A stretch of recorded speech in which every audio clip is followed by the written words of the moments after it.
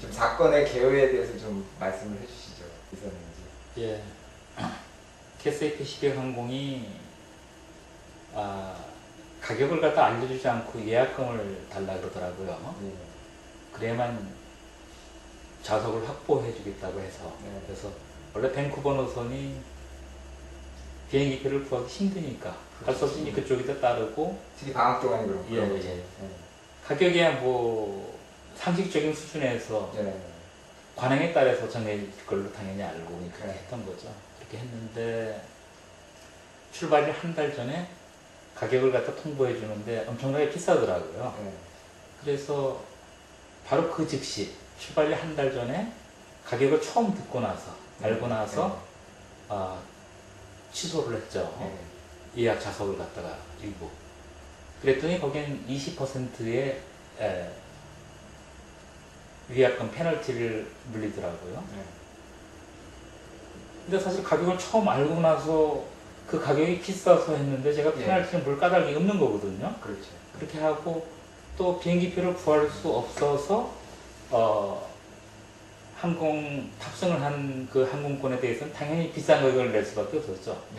결국은 나중에 알고 보니까 공식 단체 판매가로 저희한테 파는 걸로 이야기를 하면서 실제로 받은 건 일반 항공권 가격을 받았던 거죠. 제가 이제 두 번째로 캐세이한테 사기를 당하는 도중에 공정거래위에 신고를 했거든요. 신고를 했는데 한 번 그러신 게 아니라 두 번 그러신 거예요?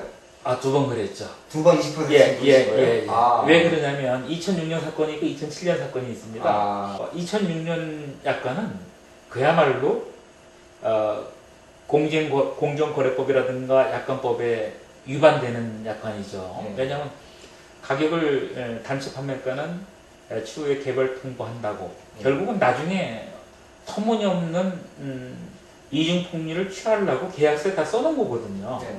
그리고 무조건 예약금만 내면은 환불을 안 한다라고 돼 있어요. 그러니까 내놓고 완전히 그 어떤 불공정하고 사기를 갖다가 치기 위한 미리 마련된 그런 약관이었었죠. 저희가 약관법 제2조 소정의 약관이라 그러는 건데, 근데 그걸 갖다 저랑 싸우면서 보니까는 제 주장이 다 맞다 보니까 그 약관을 갖다 고친 겁니다. 약관을 고쳐갖고 어떻게 되냐면 저는 출발일 한 달 전에 취소를 했는데도 20% 페널티를 물리고 가격도 뭐 비싸게 뭐 저기 했지 않습니까? 그런데 고친 약관은 어떻게 되냐면 출발일 전에 좌석을 반환하면 페널티를 안 물린다 그렇게 돼 있습니다. 그렇게 돼 있는데도 그걸 갖다가 결국은 20% 물린 거예요? 물린 거거든요. 물린 거거든요. 그리고 약간 애매하게는 써 있어요. 그거는 몰랐던 사실이에요. 그런데 약관법에 따르면은 법 해석이 애매할 적에는 고객에게 유리하게 해석돼야 된다라고 나와 있거든요. 그러니까 뭐냐면, 그러니까 좌석을 갖다가 출발일 전에 좌석을 반납하면은 하고 가로하고 나서 뭐 그 반납 불가라고 써 있던가요. 아무튼 그러니까 출발일 전에 좌석을 반환하면 면제된다. 이제 그런 식으로 되어 있습니다. 근데 그걸 갖다가 해석을 하기를 갖다가 괄호 안에 있는 문구만을 갖다가 인용을 해갖고 반납 불가라고 되어 있기 때문에 무조건 반납 불가로 해석을 한 거죠. 그러니까 처음에 2006년 약관도 예약금만 내면 무조건 손해본다 라고 하는 내용이랑 그걸 고쳤거든요. 저랑의 다툼을 거서 그걸 갖다가 법 해석을 갖다가 엉뚱하게 해석을 해버리니까 결국은 아까 말씀 주신 대로 걔네들이 캐세이가 약관을 고쳤다고 해서 지킬 거냐, 걔네들은 벌써 저랑 다툼을 통해서 문제점을 알고 나니까 약관을 고쳤거든요. 결국 2006년에도 당했고 2006년에 한 것이 약관법이나 공정거래법에 위반되는 것이 너무나 명백하다 보니까 고쳤는데 딱 보면은 페널티를 면제할 수 있는 조건인데 결국은 적용은 페널티를 100% 면제 안 되는 조건으로 적용을 받은 거거든요. 그리고 그러니까 2007년도에 그러면 다시 또 캐세이 패시픽을 이용하시게 된 이유는 뭐예요? 왜 그러냐면 아까 그 말씀대로요. 예. 페널티 면제 조건이 예. 2006년 거는 한마디로 무조건 반납 불가 그렇게 되어 있습니다. 좌석 반납 불가. 2007년 거는 출발일 전에 반납하면은 페널티를 면제한다라고 되어 있기 때문에 그렇다고 한다면 저는 최소한 뭐 2주 전에는 항상 그 좌석을 갖다 컨펌하고 다 했기 때문에 출발일 전이니까 저는 그 약속에 위배되는 믿고 이제 또 다시 한번 이용을 하신 거죠. 근데 또 20% 뛴 거예요? 그렇죠.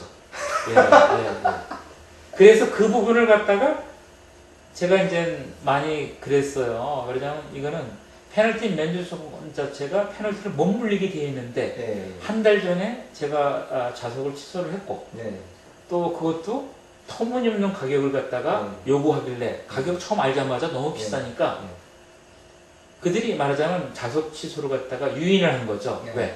높은 가격을 하면 제가 취소를 하게 돼 있거든요.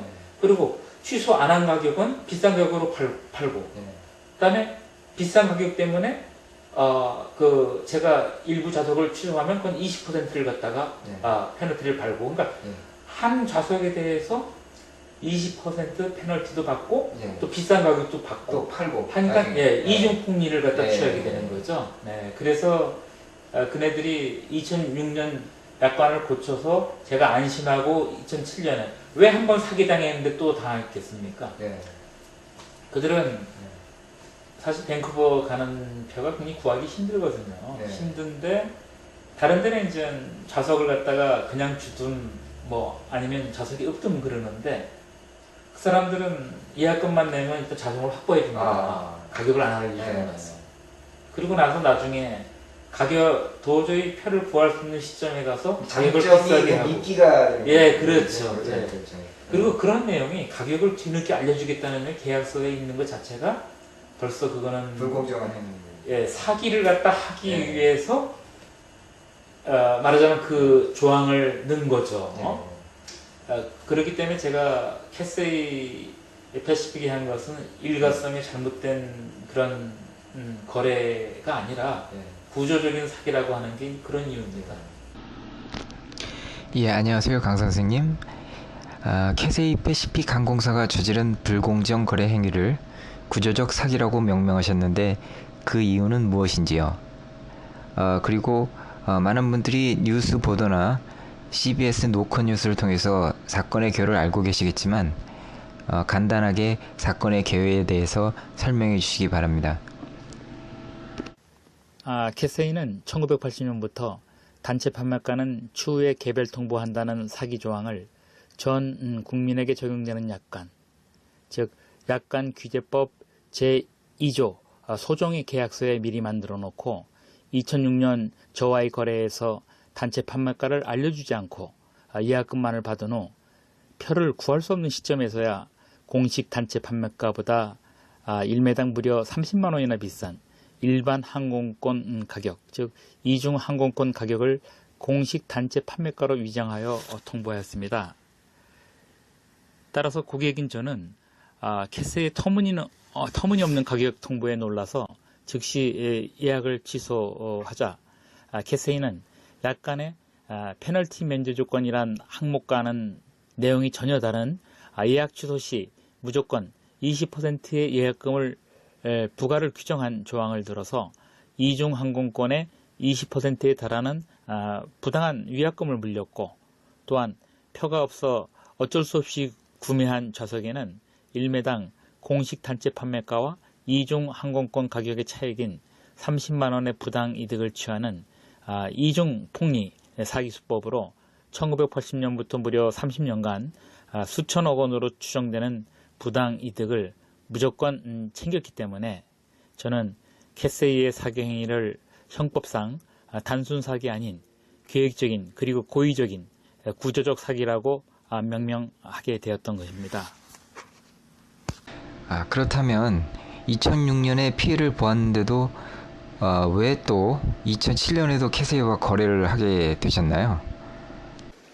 캐세이는 2006년에 고객인 저와의 분쟁을 겪은 후 2006년 약간의 계약을 취소하면 무조건 20%의 위약금을 징수한다는 조항이 누가 봐도 일방적이고 불공정한 약관임에 분명하자 이러한 약관의 독소 조항을 출발일 전에 취소하면 위약금을 면제한다 라고 수정한 2007년 약관을 만들었던 거죠. 그렇다면 저는 2007년에는 2006년의 구조적 사기가 결코 재현될 수 없다는 확신을 가진 데다가 또한 표를 구할 수 없었던 상황인지라 다시 한번 캐세이와 계약을 하게 되었던 것입니다. 그러나 캐세이는 2006년 약관을 수정한 2007년 약관의 조항을 모두 무시하고 2006년과 동일하게 이중폭리 사기 수법을 반복하여서 저는 이런 사기가 진행 중일 때 캐세이를 공정거래위원회에 신고하게 되었던 겁니다.